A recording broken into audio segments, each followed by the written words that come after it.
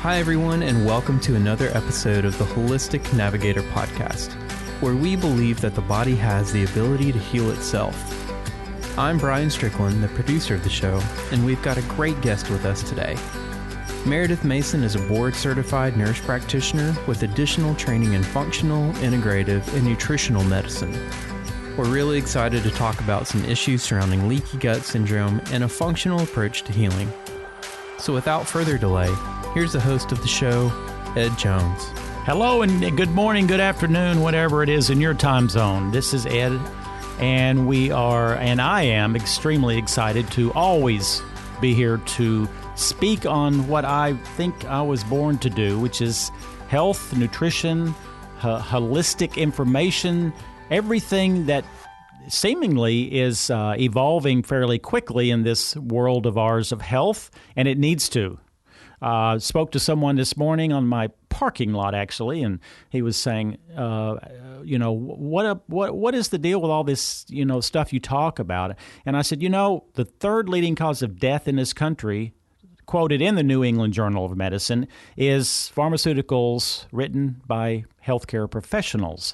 And that is not people who abuse the drugs. That is the kind of normal side effect.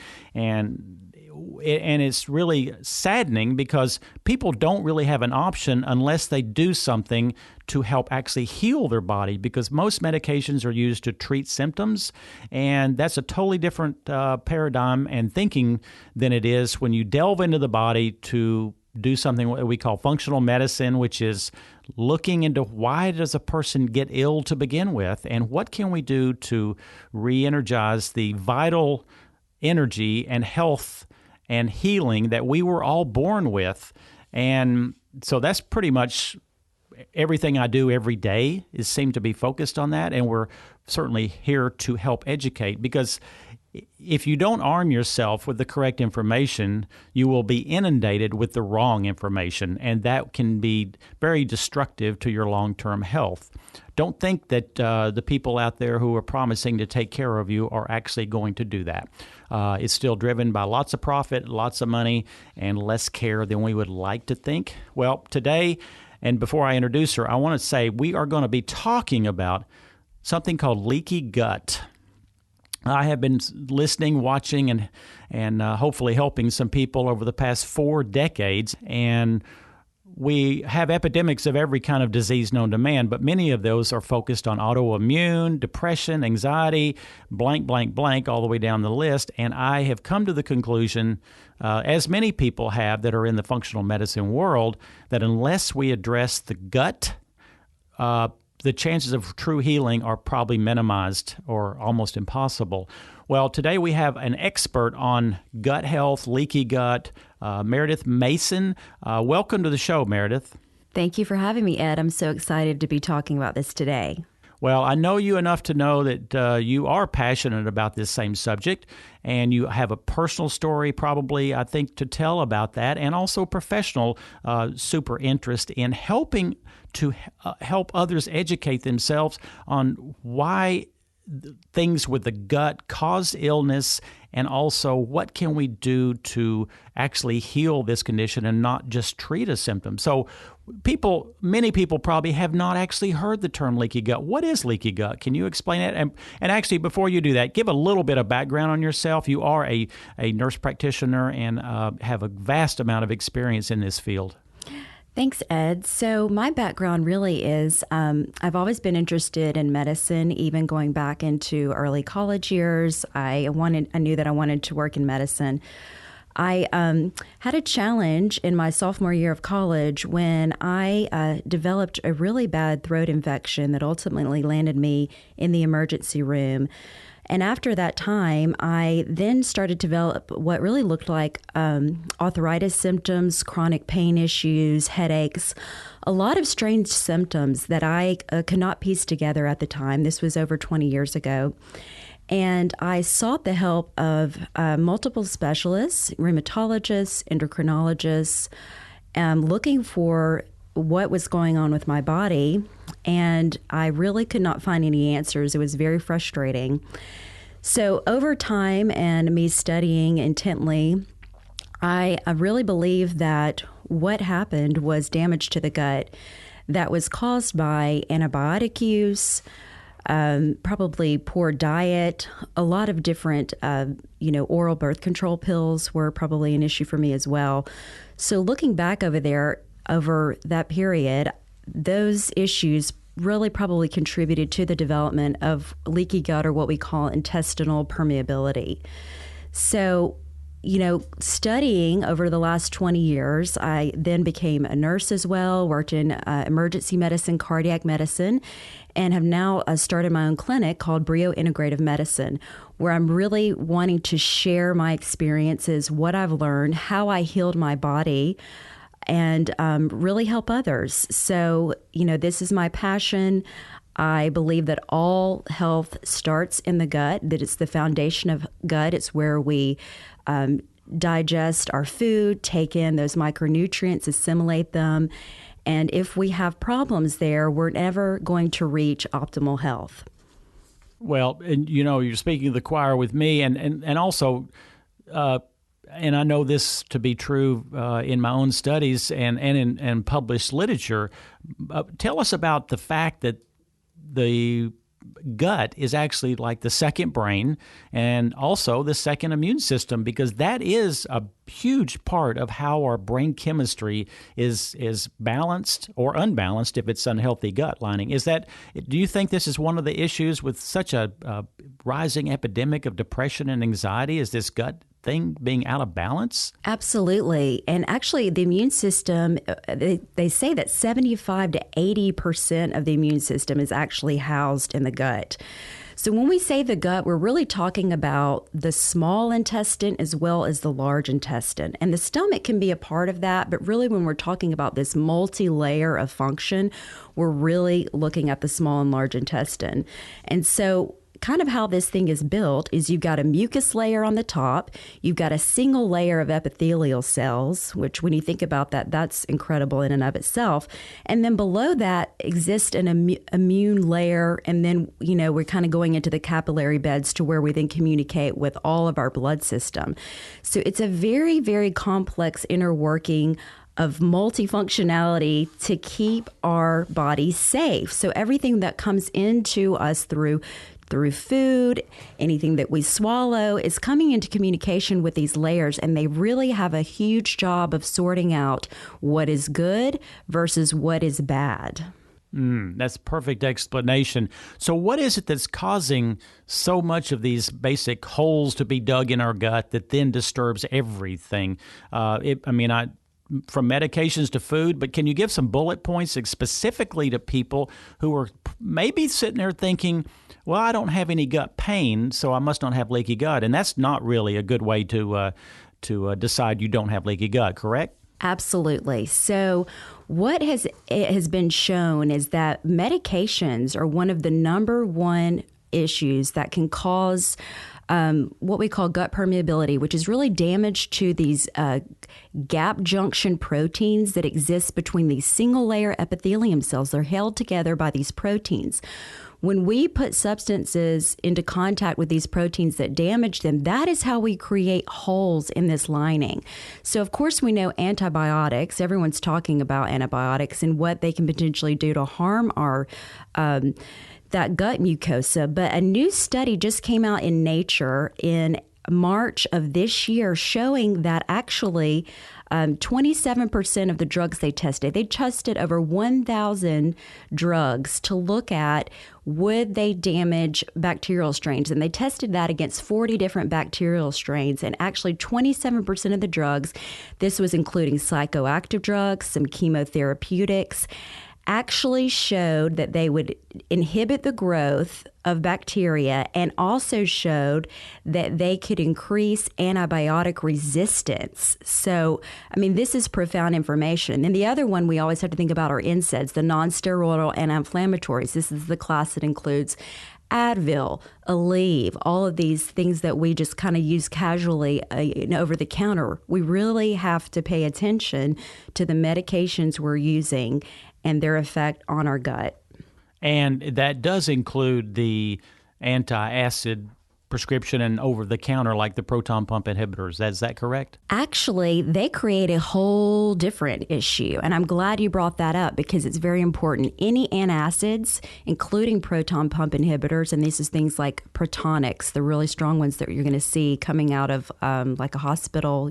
I see a lot of people that put on protonics. These actually shut down acid production in the stomach, okay? So the danger of that is we really have to have a pH, which is on the acid side in the stomach, of 4.5. Proton pump inhibitors push us more to a basic pH of about 5 to 6.5, maybe on the high end. So we need acid in our stomach because it actually helps to destroy pathogens or bacteria that should not be going down and communicating with our small and large intestines.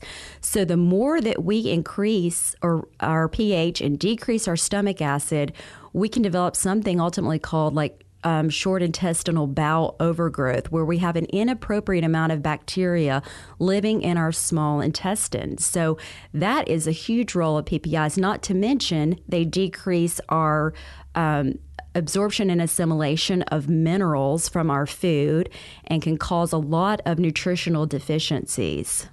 So really, we need to attack esophageal reflux disease in more functional methods, and that's something that I focus on in my practice. I love that. And of course, the term functional medicine and functional healing is really radically opposite of you walking into your little clinic or your GP and the normal mainstream approaches, because they truly are not trained on this topic of being a detective and looking into the true underlying original reasons why the human body does create illness. We pretty much know why it does, and yet it's not being really addressed in mainstream medicine. One reason it's not is because insurance companies certainly are not going to super reimburse for this kind of treatment at this stage. Now, down the road, they might. Let me just give my little 2 cents worth in. If somebody has a chronic autoimmune disease, they have chronic allergies, they have chronic hormone fluctuations, they have chronic anxiety, depression, you need to consider the gut as part of the solution and the problem.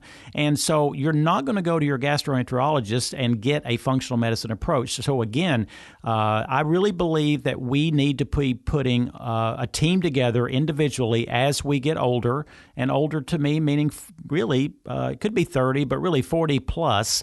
Because, if you get strep throat and you just need to go get a test and you need an antibiotic, well, you can go to anybody. But if you have chronic conditions that are going to really decrease your quality of life, you're going to have to find somebody like you, Meredith, in order to really have this different philosophy. Now, as far as how do you diagnose, or how would a person know that they actually have leaky gut? What's the best method if there is one?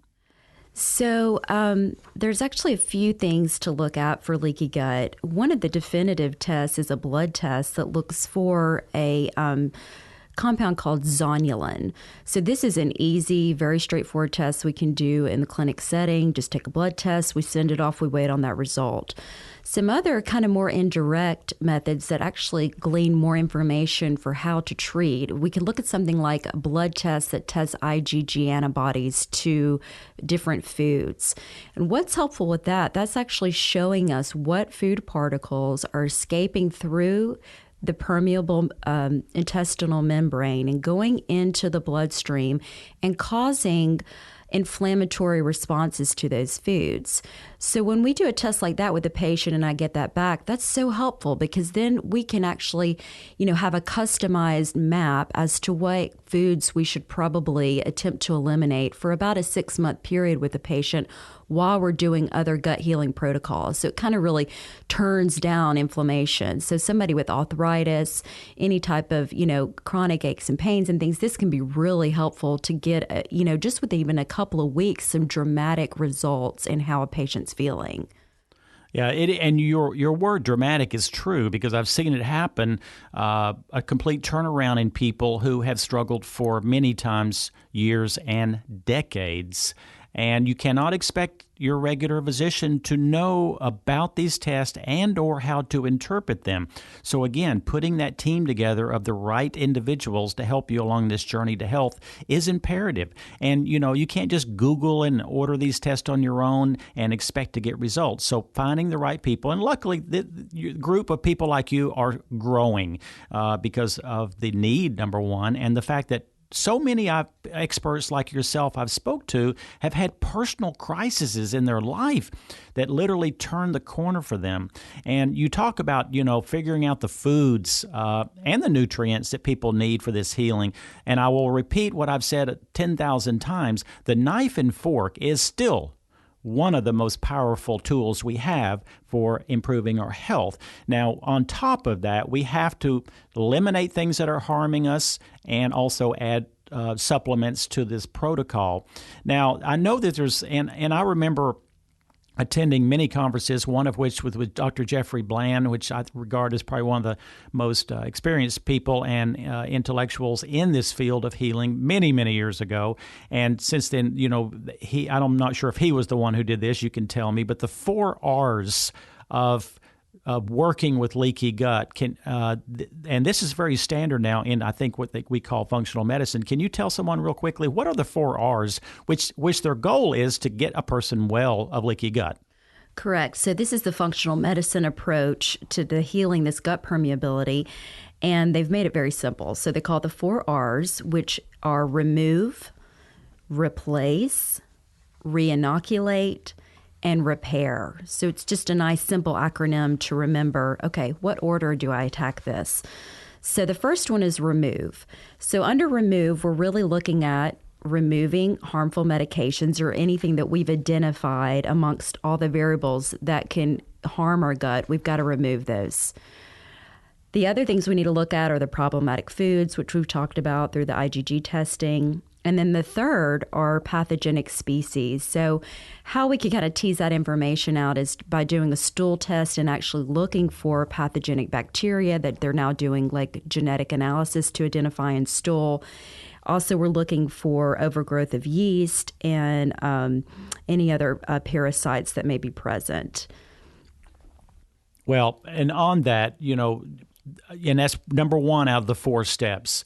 And we're talking about, again, you can't do this on your own. You will have to go to someone who really knows.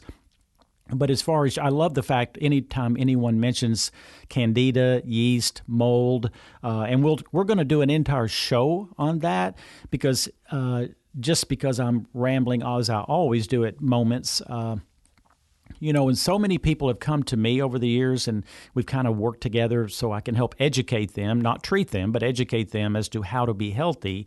And one of the more common complaints and symptoms people have is chronic allergies, chronic sinus infections, blank, blank, blank. And so often, and I found this to be so true, and I want to hear your take on this, is, you get a person who has a terrible sinus infection, they go to the doc, and of course you know what they get, which is antibiotics. There are time and places for those antibiotics, but they're far less than we're giving. And you know what? They do get better. They feel better. But the reason most of the time, in my opinion, they feel better is because, yes, it did decrease the bacteria, but it also temporarily decreased the candida and yeast and mold that goes along with almost all sinus infections. The problem is it's digging a hole because it actually makes you more susceptible down the road to more sickness. And the real answer to this is that the bacteria go along for the ride because you've created an environment with so much mucus and candida and yeast. So the real answer is let's lower the yeast and candida. And that seems to be a far better option to reduce this chronic sickness, which is going back, again, to this leaky gut thing because you are checking for the candida and yeast also in the gut.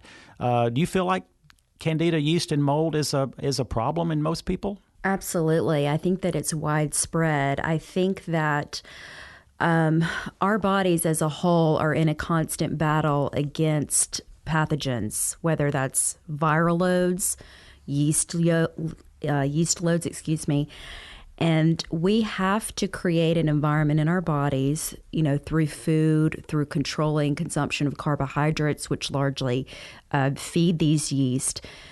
And then the use of botanicals. Actually, nature has given us some incredible things to treat and push back these levels of not only viruses, but also yeast. So it's really about optimizing the diet. As we get someone well, what's amazing is their cravings for sweets will actually decrease as we balance the gut, because those pathogenic bacteria, those yeast, actually communicate with their own neurotransmitters to our nervous system and control our cravings. So when you really think about that, we are not in control of our cravings. We are being told what to eat because these pathogenic species want sugar, want simple carbohydrates, because that is the fuel that they need to replicate. Well, that is awesome advice, because I told this person this morning, actually the same person I was speaking to earlier, about the fact that his wife has had this decades-long illnesses, just chronic, one thing after another, on so many drugs. And he said to me, well, could you please tell her just the same thing you just told me, which is I told him, I said, if she would eat and take the right things for 3 months, I will promise you her cravings for all of the junk food that she eats, which I know she does, which is corn and pasta and desserts and rice and the donuts and all the bad things, she thinks she loves those. She doesn't love them. And you just explain it eloquently. It's something else telling her to love them. She's really not loving them. And my bullet point on someone who's listening who just wants to have a little piece of information. One of my most respected natural remedies is a high-quality brand of olive leaf. I have used olive leaf myself for 20 to 25 years. If I feel illness coming on or I'm around someone sick, and if I can start that early enough, and again, we have a window of opportunity with any illness, you cannot just keep waiting and then 3 days later start taking your nutrients. It really diminishes the effectiveness. So having a toolkit at home, having your goodies already, not waiting till you get sick and then say, where am I going to go and what am I going to get? No, prepare yourself just like you would your retirement account for someday when you don't work. You build it now. You don't wait till then. So if we talk about let's say we've removed all the toxins, the pathogens, what is the second step of this 4R is called replace. What are we talking about with that?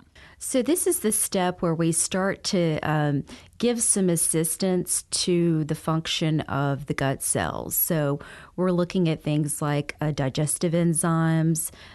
These are enzymes that normally our pancreas would produce that help us to digest carbohydrates, fats, and proteins.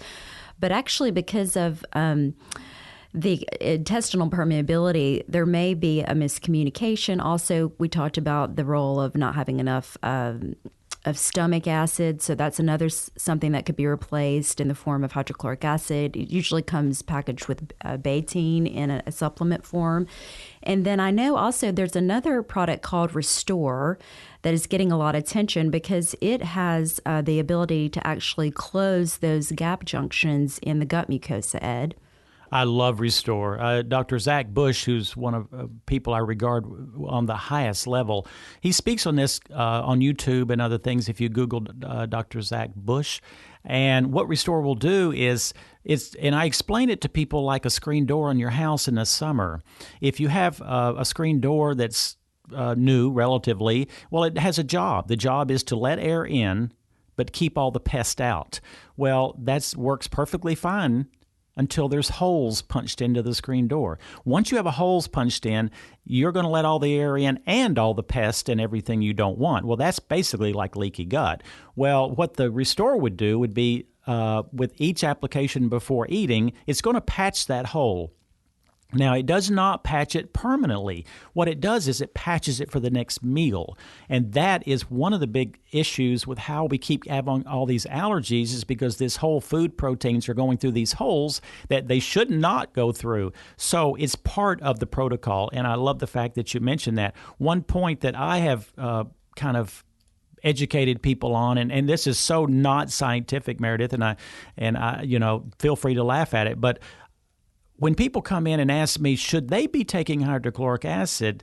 Well, I think some people should. A good percentage may need this desperately, and another percentage may not. And it all depends on that person. So how do you determine if they need it? Well, Dr. Whitaker was early on would say, well, what we want to do is you start taking 1 pill with each meal one day, then 2 pills, and 3. If you get a burning sensation at 5 pills or more, or 4 pills, then you may not need it. Well, my test is different. I don't want to subject the stomach lining to hydrochloric acid unless they need it. So I say take a half a teaspoon of baking soda between meals. It got to be at least an hour and a half away from food. Put it in about 4 ounces of water, warm, drink it, and see how your burps happen. If you burp significantly or modestly in the next 5 minutes, that's a sign you probably have enough hydrochloric acid, at least at that moment. If you burp very little, you probably need it. At least that's showing that you don't have much, because the mixture of hydrochloric and baking soda is going to produce bubbles. Well, if you don't have hydrochloric, you're not going to make bubbles. So that's my at-home test. Does that sound reasonable? I had actually never heard that, but I love that because I agree, subjecting someone to the hydrochloric acid, especially if they don't realize they have an ulcer or gastritis, is going to be extremely irritating to their lining. And so I really like that test. However, the old method of working up the pills of the acid until you feel warmth, that's actually still the recommendation by the frontline, even PhDs who are specializing in this in the functional medicine world. So we need to really come up with a better diagnostic test for stomach acid. I mean, someone needs to make this. If you're listening out there, that would be really helpful for people. Well, I know we got about 2 more steps to cover, and I know time flies by, but I've got to tell a quick story. Back in 1980s, I'm a certified hypochondriac, fully admitting that.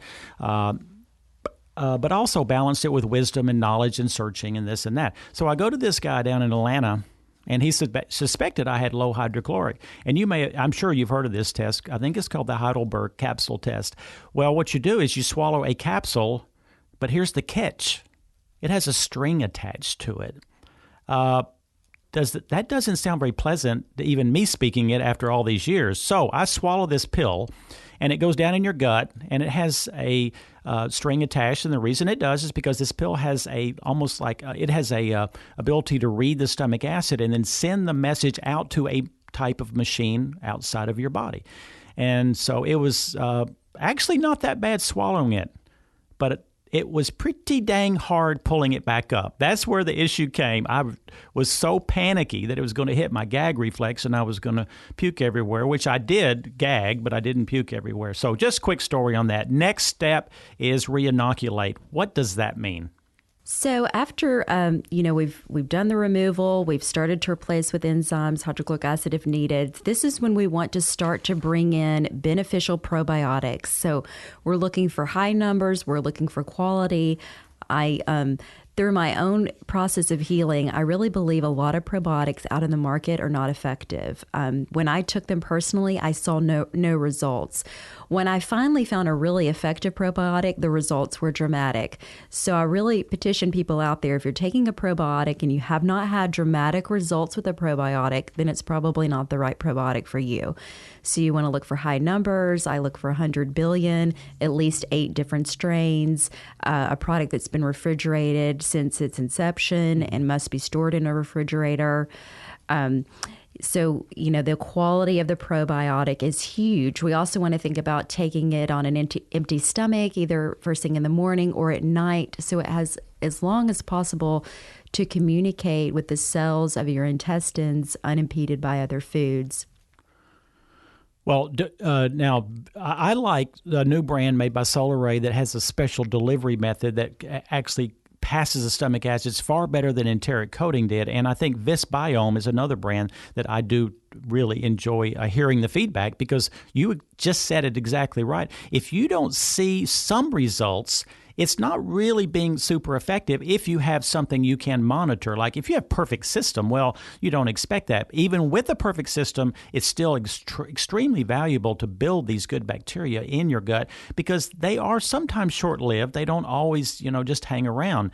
Part of the probiotic whole story is feeding them. How do you feed a probiotic? You give them a prebiotic, you feed for probiotics, which is, if you eat a super healthy diet, the fibrous content of many of these vegetables will be a food for that probiotic. But you can purchase things that, drinks and pills that are somewhat of a food. Now, as far as cultured foods, you obviously recommend that.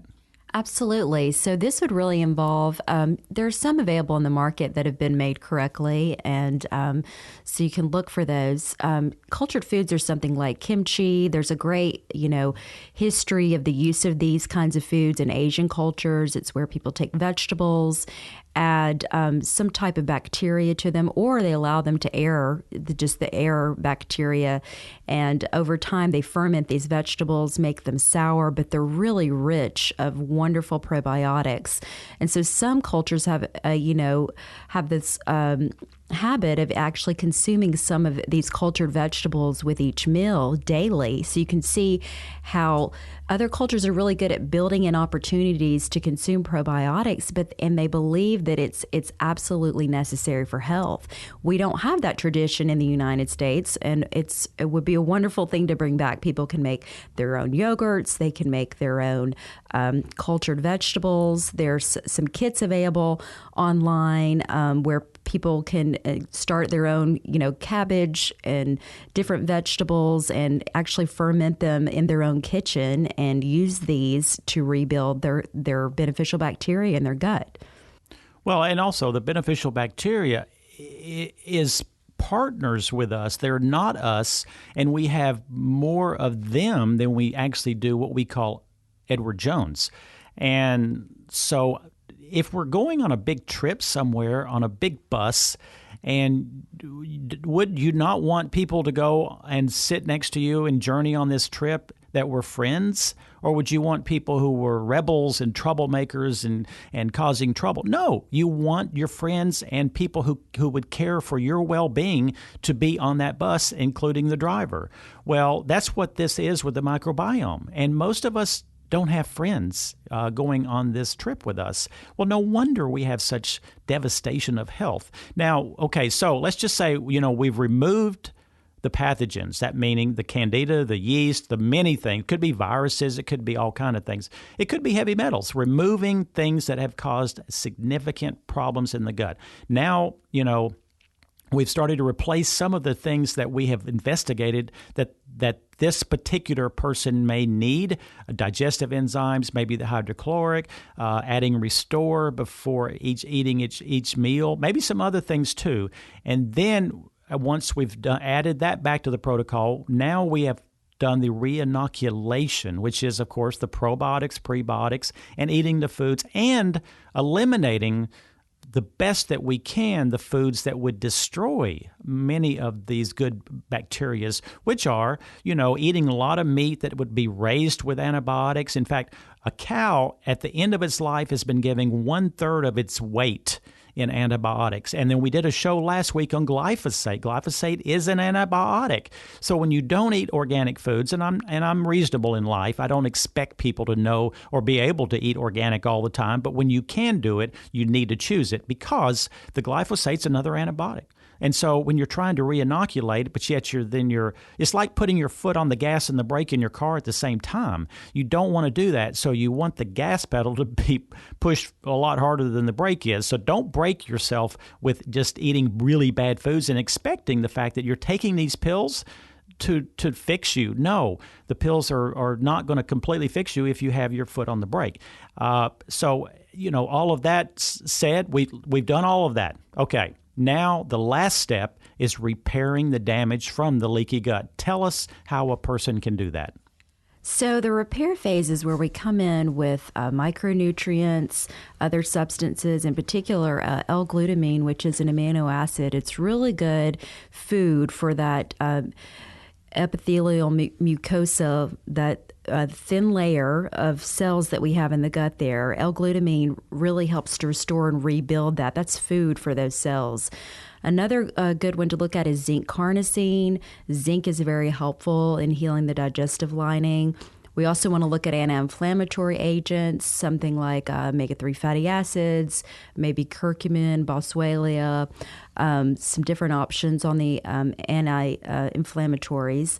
And then also collagen can be very, very helpful for the repair of the gut, too. It's providing kind of those essential building blocks of protein that we need to create new cells.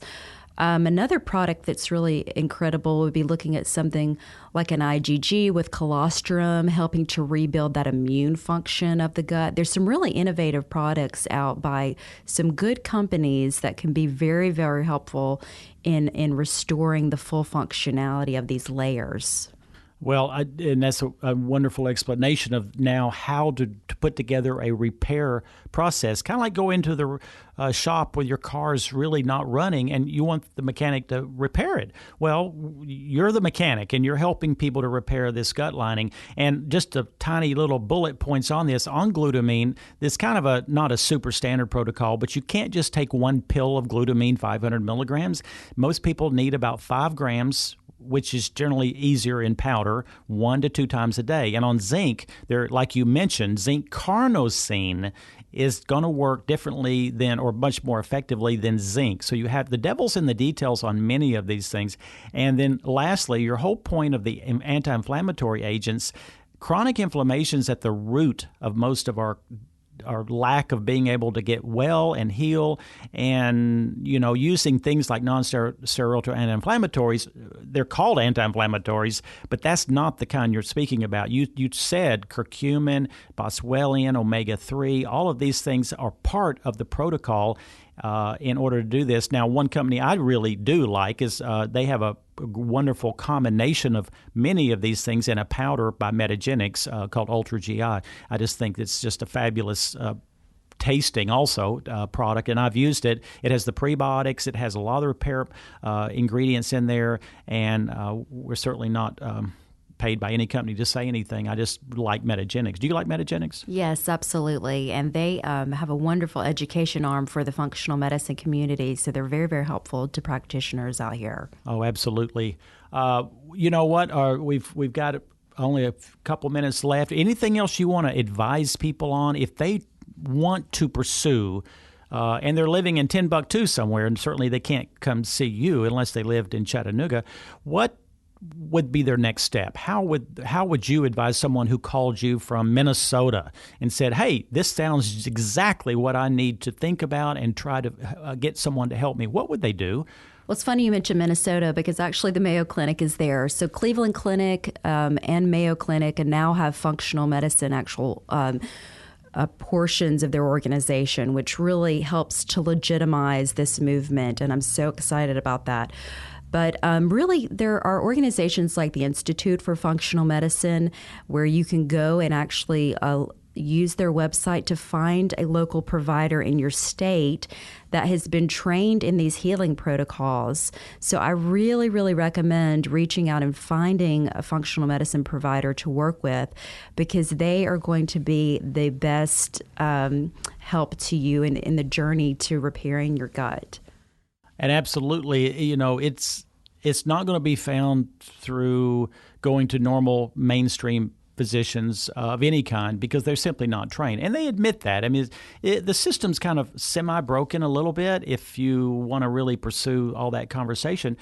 But the truth is, there's nothing particularly wrong with having multiple types of systems out there for health. The issue is, to me, that's frustrating, is that sometimes the mainstream people position themselves as the only go-tos, the only one with the answers, and anyone else is voodoo medicine, which we know is not true. Luckily, we have evolved into a time where they can't really wrestle people in on that because of the massive amounts of good information that is accessible now, unlike it was, 20 years ago. Well, you know what? That's it for this week's episode. Thank you, Meredith, so much for joining us. I know people have truly been enlightened about this whole thing about the gut. And, you can find The Holistic Navigator on iTunes. And if you wouldn't mind leaving a review and subscribing, that really helps us get the word out about this podcast. And if you have any questions, be sure to visit theholisticnavigator.com. Drop us a note, and we would love hearing from our listeners. Until next time, I'm Ed Jones. And remember, whenever a doctor cannot do good, he must be kept from doing harm. Thank you.